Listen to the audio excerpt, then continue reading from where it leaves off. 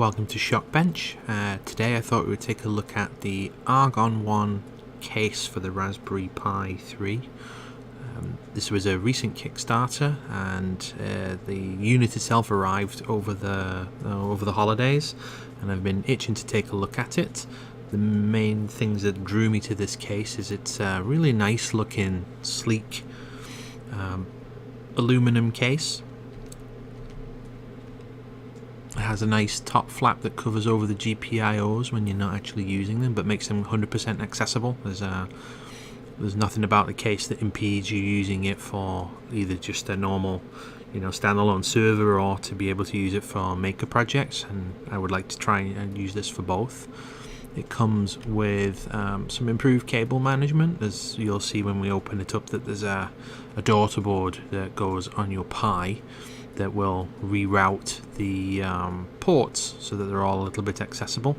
It comes with a proper custom shutdown button, and it has active cooling inside, so there's a fan, and then there's a passive cooling element for the Wi-Fi chip.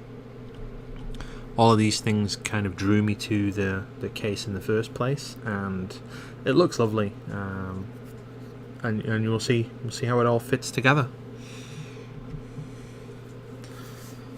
We can see it arrived in this nice black case, or black box I should say.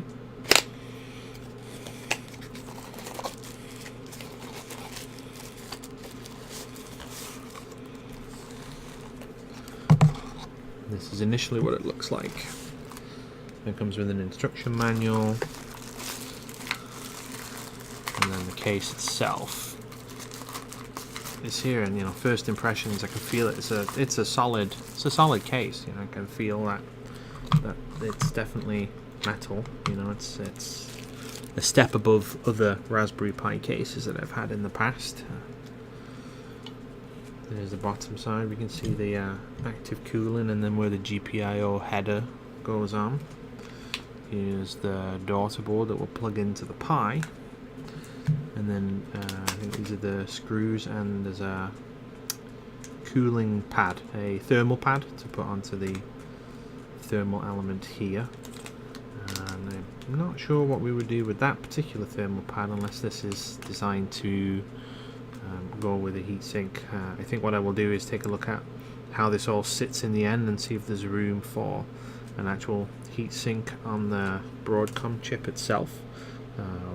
Not sure what the clearance is right now. It looks like it gets just at least active cooling, so it'll always have fan power blowing onto the chip to cool it down, but maybe adding just a passive heatsink with more fins on there will improve this, because one of my goals will be to run this at 800 megahertz instead of 700 megahertz, which is one of the options with the Raspberry Pi 3s.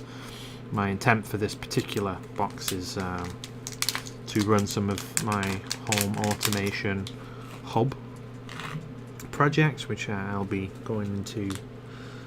starting those off this year, and see how far we go and what we can automate downstairs and through the house in general. So this is likely going to be the heart of that particular system, and I wanted to look good and to be robust and be something reliable that we can depend on. So just pull these pieces out.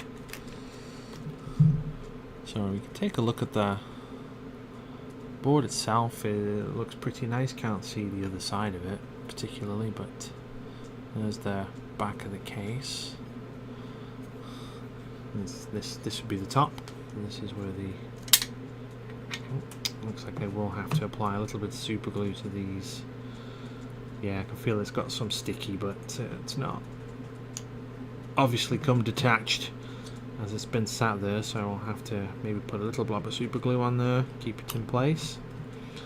But you can see along the headers, the GPIOs are both color coded, and they have a nice little legend along the side here, so we can clearly see what each of the GPIO pins are. So that's going to be nice, take a lot of the guesswork out once it's inside the case.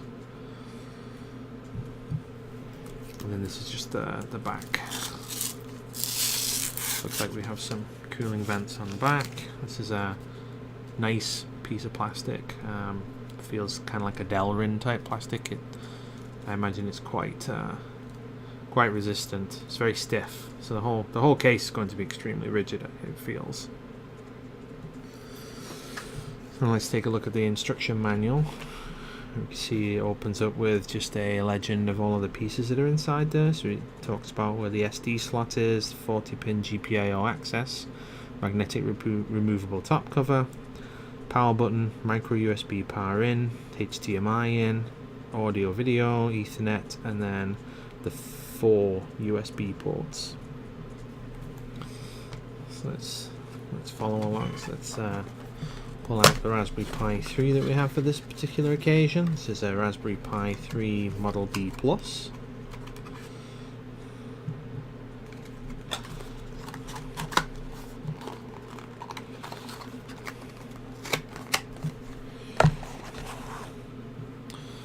So what are the instructions telling us here? So it's asking us to insert the daughter board onto the Pi. Yep, that fits on nice, positively registers. And then it's telling us to stick a thermal pad on this, the passive cooling element. Let's pull out a thermal pad here. There we go.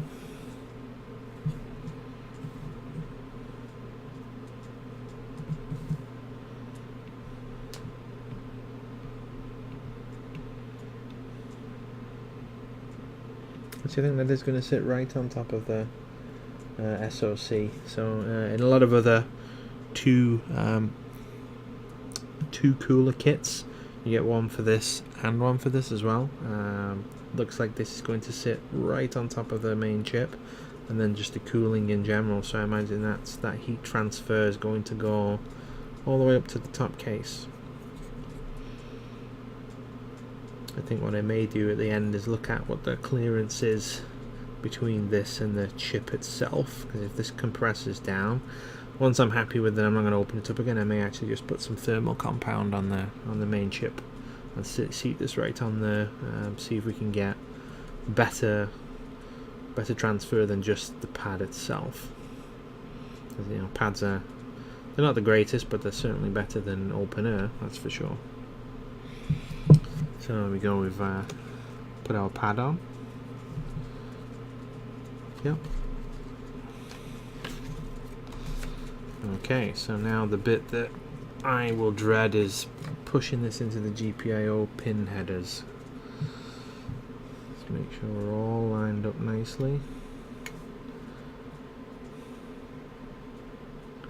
Yep, and if you can just, I'm not sure if we can see inside of there, but we can see how that column is going to come down with the thermal pad right on top of the main chip.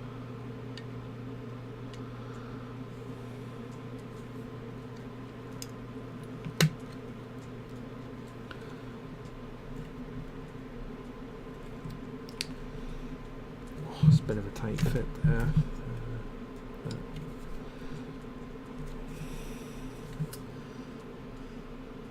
I think you may have to try and angle. Well, let's see.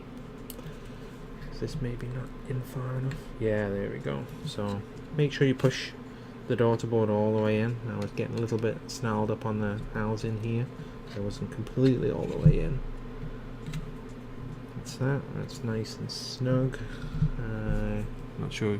Can't quite see it from this angle, but I can see that the pad is making contact with the SoC. And then there's two different types of screws. There's some longer ones and some shorter ones. I believe we need the shorter ones now here. Looks like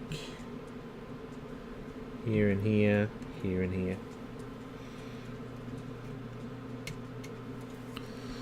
Let's grab my screwdriver. Where did I put my screwdriver? Here we go.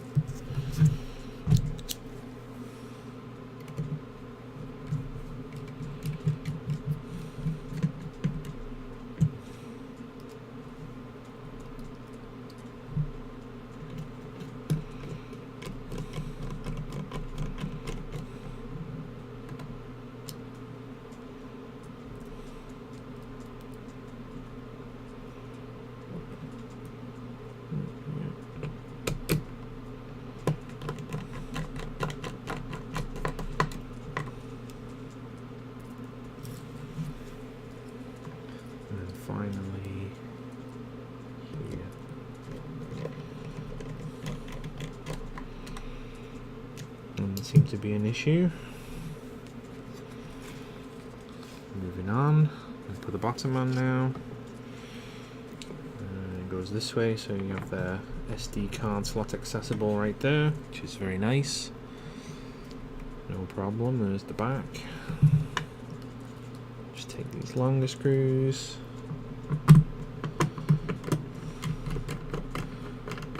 Put them all the way down.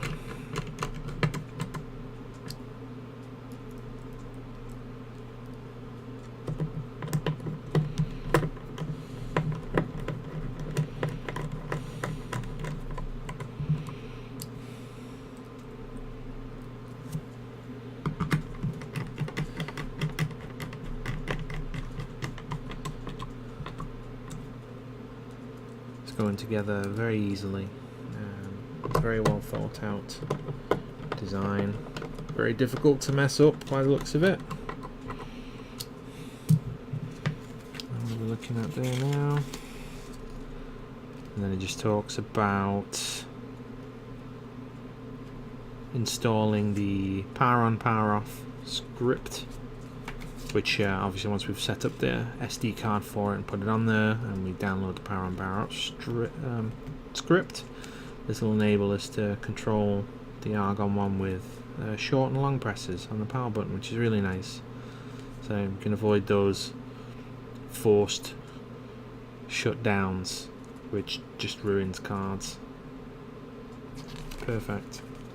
And then it talks about how the fan itself is controlled based on the CPU temperature, so that's quite nice. So it's not always going to be going full pelt. Not that I expect it to be particularly noisy, because it is only a small fan. But you know, once it's up and running, it's going to run. I would imagine it'll run quite cool, but we will see.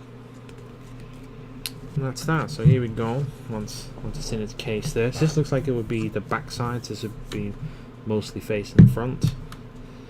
And then we've got all our cables lovely routed to the back. So we've got our 4 USB here, Ethernet, audio, power, HDMI, and then this is a nicely registering positive power button. I really like that. It's you certainly know you're pressing, and you know when you're pressing and holding it, because it does depress nicely. And then with the lid on, that's it. That is a really nice looking case. Feels very solid. All that's left is to fire it up, and I will follow up another time with that. Hope you like taking a look at this Argon One case, and I really like it. It's solid. It looks lovely. Really makes the Pi, gives the Pi a really nice home. This is really definitely going to be the heart of several home projects that I have coming up.